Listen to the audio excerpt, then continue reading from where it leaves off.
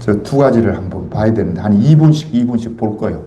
여기에, 닉 부이치치 옛날에 내가 한두 번 보여줬는데, 그거 한 번 더 보고, 또, 오도다케라는 닉 부이치치하고 이 사지가 없어요, 다.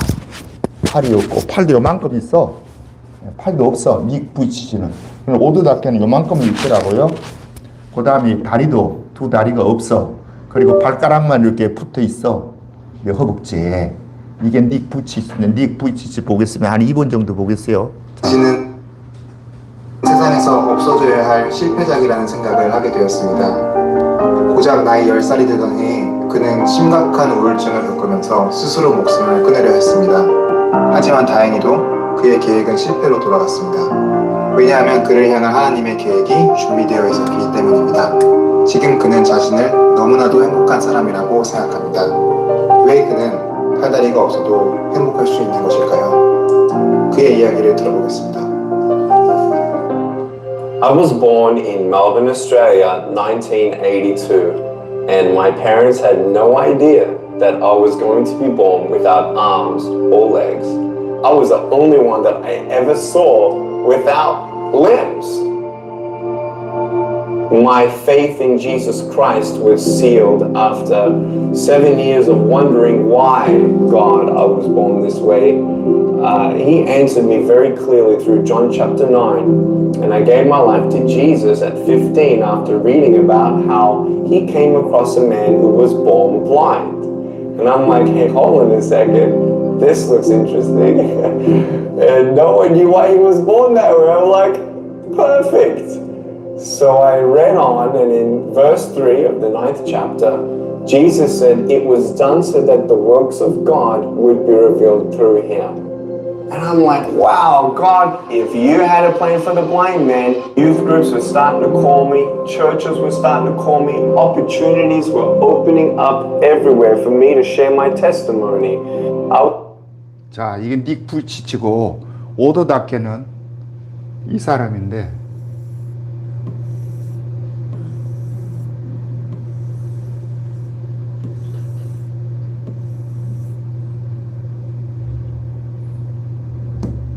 바라볼 수 있습니다.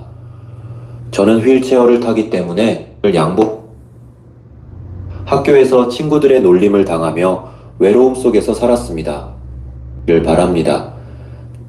그리고 그는 전 세계의 성공한 사람들과 공통되는 단 하나의 성공 법칙을 보여주었습니다. 오토다케 히로타다의 성공 비결은 바로 긍정적인 마음과 끊임없는 노력입니다. 포기하지 않는다면 꿈은 반드시 이루어진다 말했습니다. 그의 삶은 우리에게 진정한 성공의 의미를 알려줍니다. 어려움은 극복하기 위해 있는 것. 우리 모두는 삶 속에서 다양한 어려움을 겪습니다.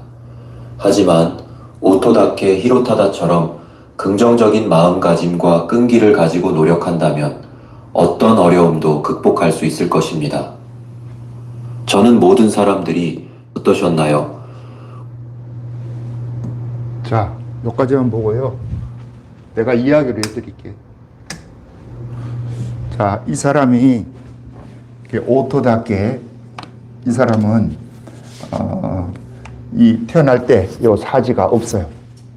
그래서 이것을 이제 그 병명은 선천적 사지 절단증이라고 그러더라고요. 근데 이 친구는 그래 저것은 요까지 팔이 있어. 요까지. 요만큼 팔이 있고, 다리도 조금 있고. 근데 닉 부이치치는 아예 없죠. 이 팔 자체가. 이 두 사람이 비슷한데, 이 오도다케는 1976년도 태어났어요. 그럼 지금 몇 살 되는 거야? 76년이면 그건 뭐 40, 50 가까이 돼가죠. 그죠? 50살. 50살 가까이 돼가는 사람이고, 닉 부이치치는 이 오도다케보다도 6살 적어. 그러니까 닉 부이치치가 그 뒤에 6년 후에 태어났는데, 두 사람이 다 무엇을 전하느냐? 희망을 전합니다. 두 사람을 보면서 이 오도다케는 그 오치의 불만족이라는 책을 98년도에 책을 냅니다. 이 친구가 이제 어릴 때 그러니까 이제 학교 다니고 저거 할 때 중학교 고등학교 다니면서 얼마나 놀림을 당했겠어. 애들한테 왕따를 당하고 고향초 집사님 그렇겠죠. 애들이 또 그런 애들 더 괴롭히잖아. 그 괴롭히니까 이게 학교 가기도 싫고 자살을 몇 번 시도를 해요. 오도답게도. 그런데 그 속에서 죽지를 않고 살아남았어. 그리고 이 친구가 생각하기를 삶의 관점을 바꿔야 되겠다. 똑같은 것을 보는데 자기는 팔다리가 없고 사지가 다 잘려나가는 이런 모습으로 태어나서 비참함인데 그 자체가 절망인데 여기에서 긍정적인 것이 뭐가 있냐? 자기가 생각하고 보니까 나는 내가 자기가 있음으로 인해 갖고 불편한 게 많지만 그러나 이 불편함을 극복하면 나에게는 더 큰 것이 주어진다. 이 꿈을 가진 거예요. 그래가지고 공부를 얼마나 열심히 했는데 이 친구가 와세다 대학을 나왔습니다. 일본의 제일 좋은 대학이 동경 대학이고 와세다 대학 두 개가 쌍벽을 이루는데 와세다 대학을 들어갔어요. 그러니까 일본 사회가 열광을 낸 거야. 야, 사지가 아무것도 없는 이 친구 어떻게 와세다 대학을 들어가나. 그리고 거기서 그 친구와 생활하면서 이제까지 이 친구는 내가 잘할 수 있는 게 뭔가, 할 수 있는 게 뭐냐. 손발이 없으니까 직장을 못 갖는 건 사실이죠. 그 대신에 글을 써야 되겠다. 이렇게 해갖고 글을 쓰기 시작해갖고 중학교, 고등학교 다니면서 글 쓴 것을 모아가지고 대학, 와세다 대학 다니면서 책을 냈어요. 그게 오체 불만족이라는 책이 98년도에 출간이 되고 나오자마자 일본 사회가 완전히 일본의 영웅이 나왔다 이거야. 그 책에요. 수백만 부가 찍혔어요. 지금 그 당시 내가 알고는 560만 부가 초창기에 98년도부터 그때 우리나라는 뭐였어요? IMF 시대였습니다. 97년 11월부터 IMF가 우리나라에 와가지고 98년도 극복해 나는 과정에 이 책에 나오는 거 우리나라에서도 그게 50만 부 이상이 팔려. 세계적인 베스트셀러 작가가 됐어. 누가? 이 오치불만을 쓴 이게 오토다케가. 자, 이 오토다케의 사명이 뭐냐? 그는 이렇게 이야기해요. 좌절과 시리에 빠진 사람들을 내가 내 모습을 보면서 그들이 도전받기를 원하고 나와 같이 그들이 성공하기를 위하여서 내가 존재한다. 이게 지 사명이라는 거예요. 자, 이게 오도다케고 닉 부이치치는 이 사람보다 6년 늦게 태어났는데 이 사람보다 더 많이 잘렸어. 팔도 다리도 더 없어. 그러면 그 어머니가 얼마나 처음에 태어났을 때 충격을 받았겠어요. 그 아버지가 목사님이었어요. 어머님이 그 사모로 지내면서 그 위에 형이 있고 누나가 있는데 멀쩡해. 이 친구만 그래. 태어났을 때 근 한 달 동안 이야기를 못 해줬다 그러더라고.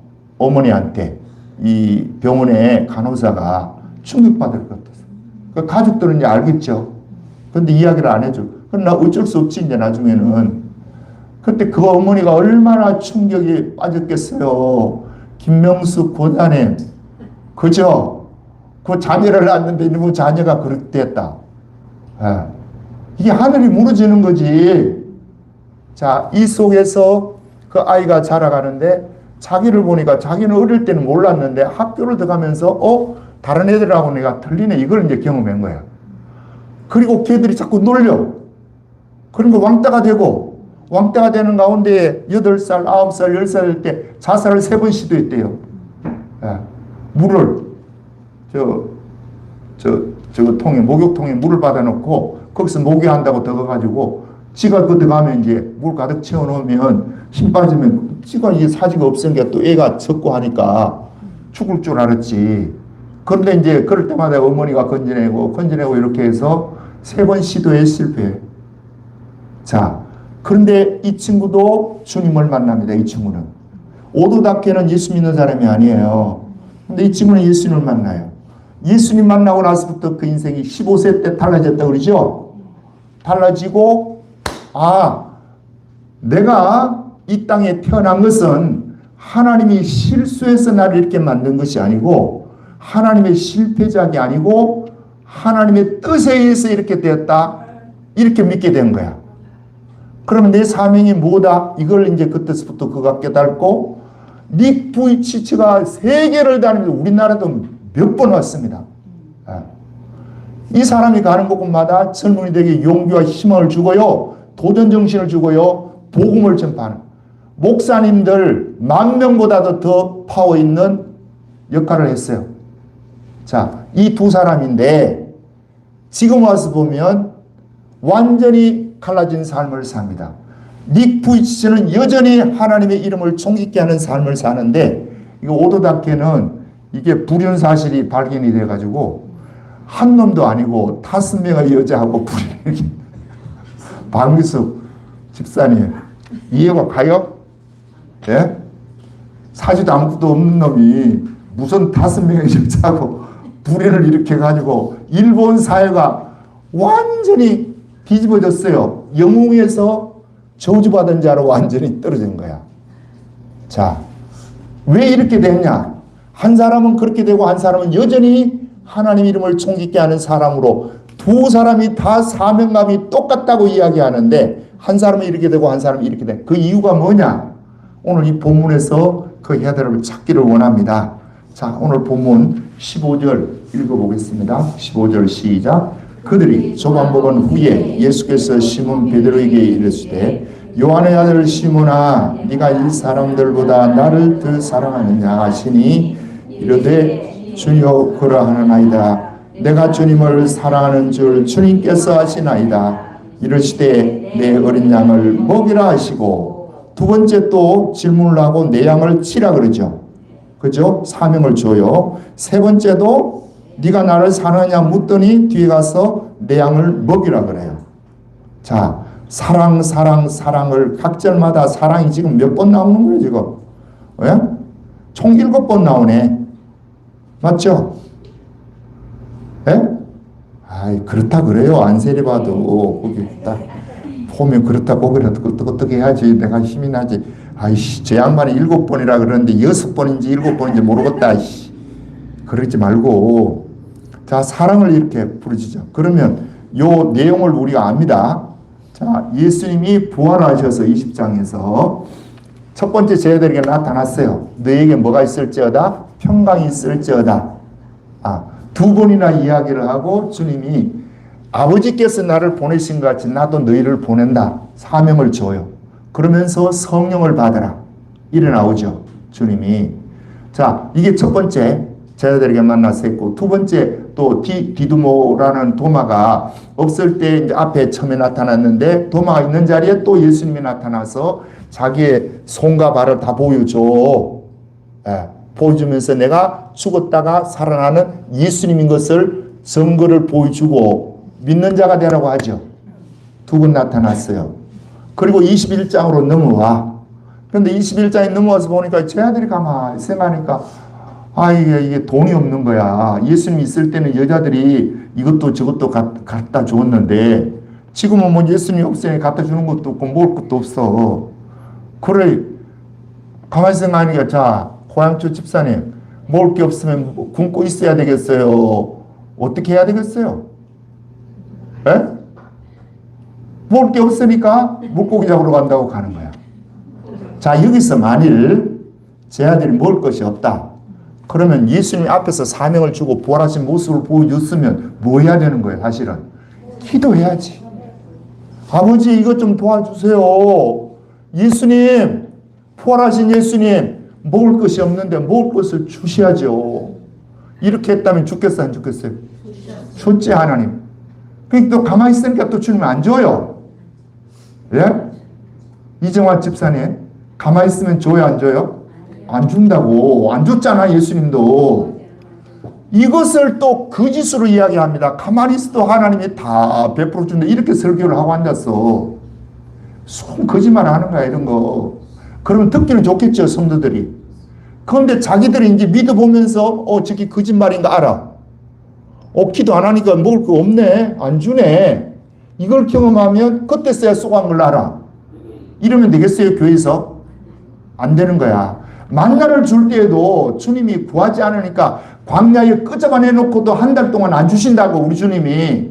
나는 이런 이야기 하니까 기분 나쁘다는 거예요. 박준희 전도사님. 기분 나쁜 거예요. 내가 이렇게 이야기하면. 성령대로 이야기하는 거야 나는. 물을 줄 때도 마찬가지입니다. 최영희 집사님 가만히 있는데 하나님 이거 주고 저거 주고 다 해요? 아니요. 구하지 않으면 안 돼. 구하지 않으면 받을 게 없어요. 예수 믿어도. 이름만 믿는다 걸쳐놔가지고 그러니까 예수 믿다가 옆길로 가는 거야. 하나님 준다고 이제 교회에서 들었는데 주지는 않거든. 오이씨 이게 다 거짓말이네. 이렇게 하면서 서서히 교회를 빠져나가는 거야. 지금 여기도 보세요. 예수님이 두 분이나 나타나서 그러면 예수님이 이야기가 또 빗나가는데 이들이 지금 굶고 있는 거 알잖아. 그죠? 이들이 고기 잡으러 갈 것 알겠어요? 모르겠어요? 영은 씨. 예수님이 알았겠어요? 모르겠어? 알았지. 알면 미리 주면 되잖아. 근데 줘요? 안 줘요? 안 줘요. 왜 안 줘요? 구하지 않으면 안 줘요. 그래서 마태복음 7장에도 구하라. 주실 거죠? 찾으라 찾을 거 문을 두드리라 열릴 것이라고 이 이야기를 계속해서 하는 거예요. 제발 좀 알아야 돼요. 자, 병 걸렸어. 문제 생겼어. 그거 가만히 있으면 내가 권사니까 목사니까 하나님 고쳐주는 거예요? 아니요. 극하고 앉았다니까. 예. 내가 그거 아니라고 수십 번 수백 번 이야기를 해도 내 말은 신뢰를 안 하려고 해요. 자꾸 이게 사기치는 소리만 듣고 앉았고. 자, 미리 구했으면 됐어. 제 아들도. 그러면 고향 집사는 앞으로 어떻게 할래요? 구해야죠. 구해야 되겠어요? 그냥 돈 벌러 나간다고 기 나가야 되겠어요? 돈 벌러 기 나가기 전에 기도부터 해. 그러면 하나님이 너 돈 벌어라 나가서 벌으라 하면 나가서 벌고 기도하라면 기도하면 돼. 그런데 지가 알아갖고 다 해요. 주님이 여러분을 나를 피로 값주고 산 몸 맞습니까? 그러면 누가 주인이야? 예수님이 주인이지. 주인님께 물어야 될 거 아니겠어. 예. 자, 어쨌든 가가지고 한 마리도 못 잡았어. 그런데 예수님이 뒤따라가지요 또. 예? 가가지고 해변가에서 얘들아 고기 좀 잡았냐? 그러니까 못 잡았어요. 오른편에 그물을 던져라. 던졌더니 그물이 찢어지도록 또 고기를 잡았네. 기적이 나타났죠. 그죠? 기적을 베풀어 주고 주님이. 자, 해변가에 제 아들이 이제 나왔을 때 예수님이 숯불을 피워놓고 거기에 떡하고 고기를 올려놓으셨어요. 물고기를 올려놔가지고 제 아들을 먹이시면서 니들 잡은 것을 또 올려놓으라 그래. 에? 기적을 올려놓으라 그래. 이 말을 내가 지난주 그 앞주에 이야기한 거야. 하나님께 받았으면 받은 것을 주님께 올려놓으면 그것이 여러분 대박이 나는 거예요. 근데 여기 안 올려놓습니다. 요걸 이야기를 안 해요. 받아놓고 하나님께를 받아놓고 하나님께 올려놔라는 걸 안 하니까 주님이 올려놓으라는 거야. 그러면 제 아들이 눈치가 있으면 영혼이 거친 눈치가 있으면 어떻게 했겠어요? 이를 보니까 숯불에 떡이 있고 물고기가 있는데 아이씨, 지금 이거 제 아들 7명하고 예수님하고 8명이 먹어야 될 뻔 이게 적은 것 같아. 그러면 예수 권사 같으면 겐토가 돌아가겠죠? 이거 모자르겠네? 딱 이게 와야 되는 거야. 그렇죠? 그러면 우리 예수 권사 같으면 그랬을 것 같아. 아이고 이거 안 된다. 우리 김병수 권사님 같으면 이거 부족하네. 우리 끌어 올려놔야지. 이렇게 돼야지 이게 정상이죠. 에? 이정화 집사님 내 말이 틀려요? 100번 맞죠? 그거 딱 보면 나오잖아. 이건 뭐 찍어 먹어봐야 하는 거야. 나와서 딱 보면 이거 가지고는 이거 누구 코에 붙이냐 이거. 우리 걸 여기 올려놓자. 예수님이 잡았던 거니까. 작게 해주셨으니까. 그래야 되는데 그렇게 하는 놈도 없어요. 눈치가 그냥 코치도 없고 눈치도 없는 거야. 이제 애들이 아무것도 몰라. 자, 그런데 우리 주님이 올려놔라 갖고 이제 풍성히 먹이고 나서 지금 15절 말씀을 하는 거예요. 15절. 요한의 아들 시모나 부르더니 요한을 부르는 요한의 아들 시모나 베드로의 이름을 마태복음 16장에서는 뭐라고 합니까? 네가 이제 다시는 베드로 하지 말고 시몬이라 하지 말고 베드로를 해라 그랬어. 그렇죠? 그러면 여기서 어떻게 불러야 돼요? 예수님이 베드로야 이렇게 불러야 되는데 요한의 아들 시몬 베드로의 시모나 이렇게 불러요. 부르더니 이 사람들보다 나를 더 사랑하느냐? 그렇게 질문을 하면서 질문을 몇 번 한다고요? 3번이나 나를 사랑하느냐, 나를 사랑하느냐 3번이나 물어요. 예수님이. 그러면 사실 우리가 방금 이거 쭉 봤듯이 예수님이 찾아와서 이제 먹였으면 그들의 마음을 훈훈하게 해줬죠. 그죠? 기적을 일으키고 먹여주고 이렇게 했으면 훈훈하면 예수님이 그들에게 지금 베드로에게 지금 묻지만 다에게 묻는 거예요. 대표로 묻는 거야. 그러면 어떻게 해야 되겠어요? 베드로에게 질문할 때 지금 2번이나 베드로가 실수하죠. 첫 번째는 예수님이 잡혀갈 때 성만찬하고 나서 너희가 날 다 버리리라 일어나와 예수님이. 그때 베드로가 옆에 있다. 주여 다른 사람 다 버려도요 나는 끝까지 주님 따릅니다. 이렇게 예수님께 맹세를 해요. 그때 예수님이 내일 닭 울기 전에 3번 네가 나를 부인하리라. 부인했어요 안 했어요? 부인했어요. 부인했어요. 누가복음을 보면 부인이 끝나자마자 예수님이 신문 나가다 뒤를 이렇게 보는데 베드로의 눈하고 딱 부딪혔네. 베드로가 통곡을 하면서 밖으로 뛰쳐나가. 자, 이 실수. 그 다음에 부활하신 예수님을 2번 만나고 난 이후에 또 물고기 잡으러 가요. 기도해야 될 사람이 물고기 잡으러 가고 앉았다니까. 그러니까 예수님이 이 2번이나 이렇게 했으면 짚고 넘어가야 되는 거예요. 이거 그냥 2번 지나갈 때 또 지나가야 되는 거예요. 박문숙 집사님은 어떻게 생각해요? 우리 박문숙 집사님 마음이 엄청 넓어요. 보니까 애들 키우는 게 엄청 넓더라고. 와, 이거 짚고 넘어가야 될 것 같아. 한 번도 아니고 2번이나 이렇게 하니까. 근데 예수님이 짚고 넘어가지도 않아. 너 임마 지난번 뭐라 그랬냐 베드로는. 다른 사람 다 버려도 안 버린다고 해놓고 너 어떻게 그렇게 쉽게 그냥 버리냐? 나 같으면 농담 삼아 그냥 해버려. 근데 우리 예수님은 그 말도 안 해. 또 부활하고 나서 또 물고기 잡으러 가면 야 베드로야 없으면 나한테 기도하면 줄 거 아니냐. 구하라 찾으라 두드리라고 마태복음 7장 7절에 이야기하고 누가복음 11장에도 이야기했잖아. 왜 안 구하고 네가 그냥 그거 고기 잡으러 갔는데 가는데 물고기 잡았냐 가가지고 한 마리도 못 잡았지 않냐.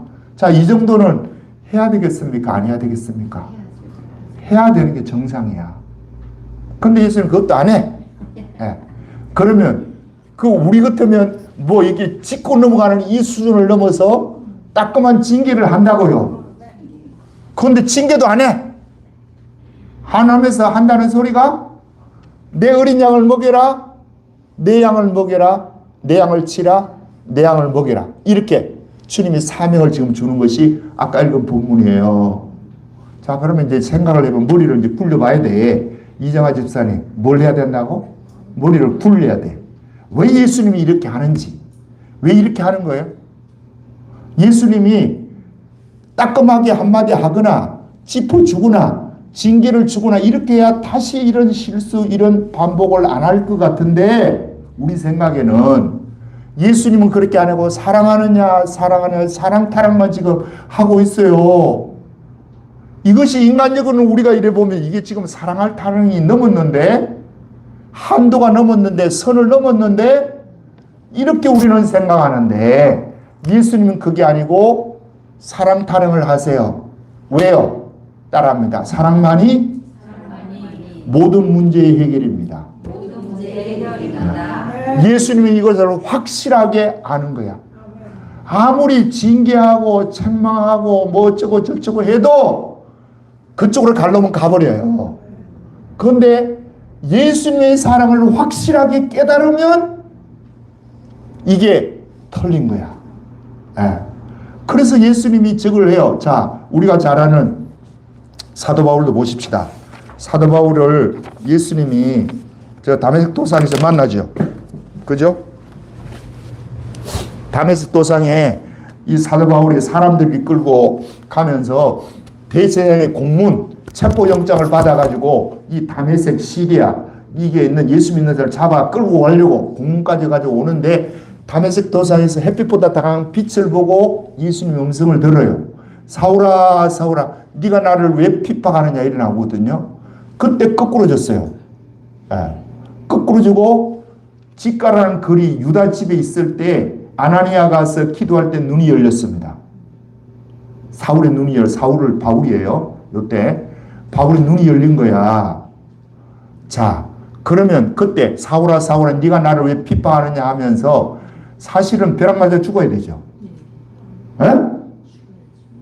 예수 믿는 사람을 한두 사람을 저기 한 게 아니고 스데만 집사를 죽였잖아. 그죠? 수많은 사람 감옥에 집어였고 외국에까지 와가지고 이 못된 짓거리 하는 놈을 이정화 집사님 그냥 놔둬야 되겠어요. 이거 혼쭐을 내야 되겠어요. 이거. 그렇지. 혼쭐을 내야 되는데 예수는 혼쭐을 안 내고 어떻게 한다? 예. 네가 왜 나를 핍박하느냐 이 말을 한마디 하고 주님이 그 눈을 열어준 거야. 그러니까 이것이 평생 이 사랑이 이 바울의 마음속에 살아 움직이는 거야. 그래서 빌보 감옥에 갇혀있고 매를 극히 맞고도 바울이 어떻게 하는 거예요? 거기에 맞고도 잠에 깨어나서 주님 앞에 찬송하고 기도하더라. 자, 이 정도 맞고 있으면 우리 김명수 권사님이나 나 같으면 저 고향주 집사님 같으면 입이 대빨라 나왔을 것 같아. 우리 김명수 집사님이나 저 고향주 집사님은 입이 안 나오는데 나는 나와. 이제 나와가지고 내가 주를 위해서 이렇게 1차, 2차 전도 여행을 하는데 이렇게 의도 터지게 만들면 이게 하나님의 사랑이에요? 이래가지고 어떻게 복음을 전해요? 내가 월급 받고 하는 것도 아니고 그 소리가 나와야 되는데 그게 안 나오고 감사를 하는 거예요. 왜 감사하겠어요? 100번 1000번 죽어 마땅할 이 죄인을 하나님이 십자가의 사랑으로 용서해 주시고 그 사랑으로 나 같은 죄인이 복음을 전할 수 있는 사람으로 바꿔줬다 생각하니까 눈물이 쏟아지는 거예요. 이 사건이 일어나니까 지진이 나고 옥문이 열리고 바울을 묶었던 수갑과 착고가 풀리는 기적의 역사가 일어났습니다. 근데도 도망도 가요 안 가요? 안 가요. 네. 이 능력을 바울이 보니까 뭐만이 사랑만이 모든 문제를 해결하는 능력입니다, 여러분. 요 사랑은 아가페 사랑이야. 요 아가페 사랑만이 모든 문제를 해결하는 능력. 이 첫 번째. 두 번째가 뭐냐? 오늘 그거 사명을 이야기합니다. 뭐 이야기한다고요? 사명을 이야기. 따라합니다. 사랑만이 사명을 감당하게 합니다. 사명을 감당하게 합니다. 네. 뭐만이? 사랑만이 문제 해결이고 사랑만이 사명을 감당하게 하는 거예요. 내가 앞에 서두에서 이야기했던 그 오도다케 저 오체 불만족의 저자가 일본의 영웅으로 있던 사람이 떨어졌다고 그러죠. 불륜 사건은 그것도 한두 놈도 아니고 다섯 놈이라는 거죠. 그거 제주도 좋은 것 돼 그거. 사지도 없는 놈이 어떻게 또 바람을 그렇게 피우고 하는지는 모르겠어 나는.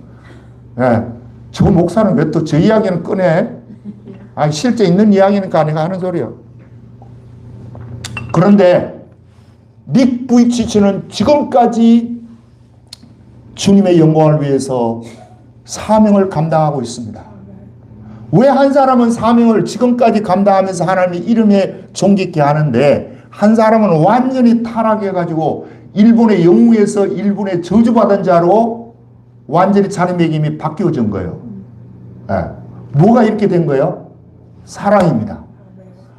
지금 이 닉 부이치치는 계속해서 자기가 받은 은혜를 누구에게 드리는 거예요? 주님께 드리는 거야. 네. 이 숯불을 위에 아까 올려놓으라 이야기했잖아요. 그것을 한 거야. 그러면 누구 영광을 위해서 쓰는 거예요? 주를 위한 영광을 쓰는 거예요. 아까 내가 성시기도 갈 때 그 고린도후서 5장 15절 말씀에 그가 우리를 위해 대신 죽으심은 우리가 다시는 우리 자신을 위해서 살지 않고 그를 위해서 살게 하기 위해서 그가 여러분을 위해 대신 죽으셨어. 네. 그러니까 우리 사명은 그분이 주신 거야. 그래서 닉 부이치치는 자기가 15살 때 은혜를 받았다 그러잖아요. 그때 받은 그 장면이 요한복음 9장이야. 요한복음 9장에 보면 그 자기가 이제 고민이 되더라. 몇 번 죽으려고 깨나고 그 어머니 아버지가 이제 위로해주고 이러니까 나이가 어르니까 내 인생에 이렇게 살아 뭐하나 어머니에게 아버지에게 짐만 되는 거야. 지가 지 자신을 봐도 짐만 되겠죠. 그죠? 에? 짐만 될 것 같으니 내가 죽으면 우리 어머니 아버지가 일시적으로는 충격을 받겠지만 짐을 덜 것이다. 이래 생각하고 죽으려고 했는데 이제 하나님이 이래저래 살려주고 그 하나님의 사랑을 이제 경험하면서 하나님께 자꾸 질문을 한 거야. 하나님, 내가 이렇게 사지가 없는 몸으로 태어난 것이 하나님의 실수였습니까? 그러지 않으면 하나님의 뜻에 의해서 이렇게 된 것입니까? 질문을 계속한 거예요. 그런데 하나님이 이렇다 저렇다 딱 말을 하는 게 아니고 말씀을 통해서 깨닫게 하시는 거예요. 그걸 고민하고 하나님께 기도하는 가운데에 어느 날 요한복음 9장을 읽는데, 자, 요한복음 9장에 이런 이야기가 나옵니다. 예수님과 제자가 저 길을 가는데 옆에 나면서 소경된 자가 옆에서 구걸을 하고 있어요. 그러니까 예수님의 제자들이 예수님께 묻는 거예요. 예수님, 이 자가 소경으로 태어났는데 소경으로 태어난 것이 그 부모의 죄입니까? 본인의 죄입니까? 누구의 죄예요? 네. 다 인식이 어디 있느냐? 그 본인이 뭘 태어날 때부터 소경되었으면 본인이 뭐 죄도 짓지도 않았을 거 아니야. 태어날 때부터 소경인데. 그죠?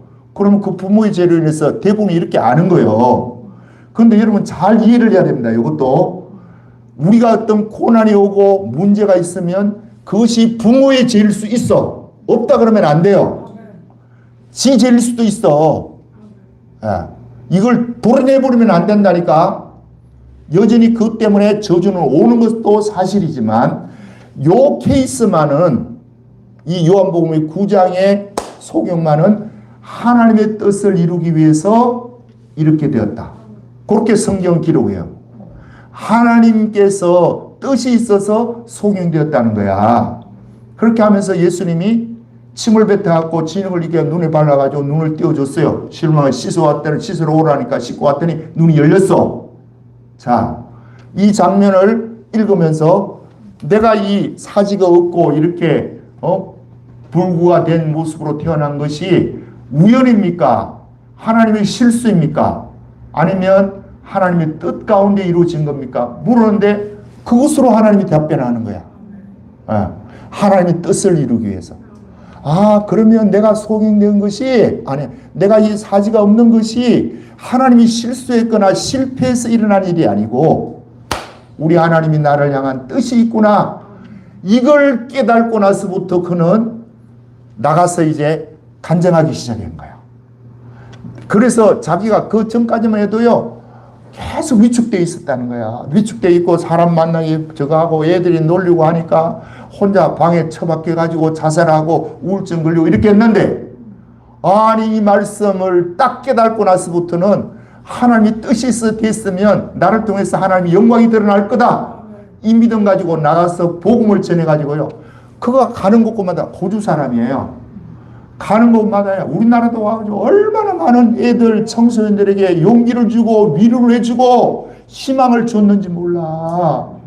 희망의 전도사는 지금도 살아요. 오도답게도 두 아들과 한 딸이 있어요. 지금 닉 부이치치는 두 아들과 두 딸이 있어요. 결혼을 해서. 근데 이 여자가 일본 여자더라고. 또 닉 부이치치가 미국서 저거 하다가 만난 여자분인데 일본 여자들이 순정적이잖아. 그래서 그런지 이 여자를 만나 예수를 잘 믿어요. 그 부인이. 그러니까 하나님의 영광을 지금까지 드러내는 거예요. 그러면 무엇이에요? 이 사랑이 누굴 사명감을 계속해서 고치시켜 주는 거예요. 여러분이 사명이 있습니다. 내가 사명이 있습니다. 그 사명은 뭐냐? 여러분이 가지고 있는 물질이 있고, 여러분이 가지고 있는 시간이 있고, 여러분이 가지고 있는 재능이 있고, 여러분이 가지고 있는 건강이 있어. 이 네 가지를 소명을 위해서 쓰면 뭐가 되는, 그게 사명이 있는 거야. 네.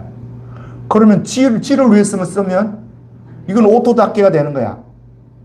오토답게가 일본의 영어로서 책이 그렇게 팔리고 TV마다 오토답게를 부르지 않는 TV가 없을 정도가 됐어요. 그 당시에. 2000년 초에. 예, 이게 와세다 대학 다니면서. 그때부터 유명 인물이 되고 일본의 영웅으로 되어 있는데, 자, 그 영광, 그가 가지고 있는 그런 신분의 상승이나 물질이나 시간이나 재능 이런 것을 누구에게 투자해야 되는데 예수를 안 믿으니까, 주님을 안 믿으니까 주님 앞에 어떻게 투자하겠어요? 그걸 지가 누리기 위해서 하다 보니까 여자들이 와서 꼬시고 유혹하고 돈도 있고 명예도 있으니까 이 여자들하고 이런 식으로 난잡하게 놀아난 거야.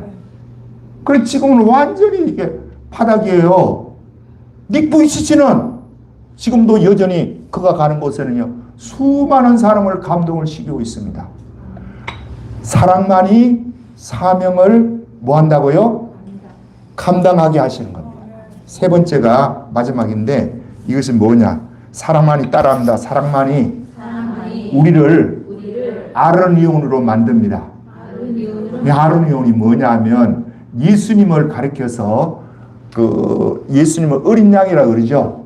그죠? 예수님의 어린 양이라는 이야기가 자 1장 그 요한복음 1장 29절에 보면 세례 요한이 예수님께 보면서 보라 세상 죄를 지고 가는 하나님의 어린 양이라고 자기 제자들에게 가르쳐 주죠. 세상 죄를 지고 하나님의 어린 양은 암노스입니다. 뭐라고? 암노스는 요건 4번 나와요. 성경에. 그 1장 29절, 1장 36절, 그리고 사도행전 8장에 또 나오고 베드로전서 1장 19절이니까 나와. 4번 암노스. 이 암노스는 뭐라고요? 어린 양은 어린 양인데 속죄의 어린 양. 희생되는 어린 양. 그러니까 아로니아는 영광의 어린 양. 다시 말하면 존귀함을 받은 어린 양. 부활하신 예수님을 요한계시록에서 29번이나 뭐라고 그러냐면 아로니아라는 단어를 쓰면서 존귀하신 예수님을 아로니아로 해요. 그리고 큰 양을 거기 주보에 나왔죠. 큰 양은 뭐라고 했어요? 프로바톤인데 요 큰 양, 어른 양을 프로바톤에 그랬고 어린 양 중에서 속죄의 어린 양을 암노스, 아로니오는 존귀의 어린 양으로 이렇게 해놨죠. 예? 그 성경 구절을 내가 거기 해놨어. 그런데 이건 이제 그 아로니아의 궁극적인 저 모습이 어디에 나오느냐? 요한계시록에 29번 나오는데 전부 이게 프로바톤이 아니에요. 예. 아로니아입니다. 아로니언.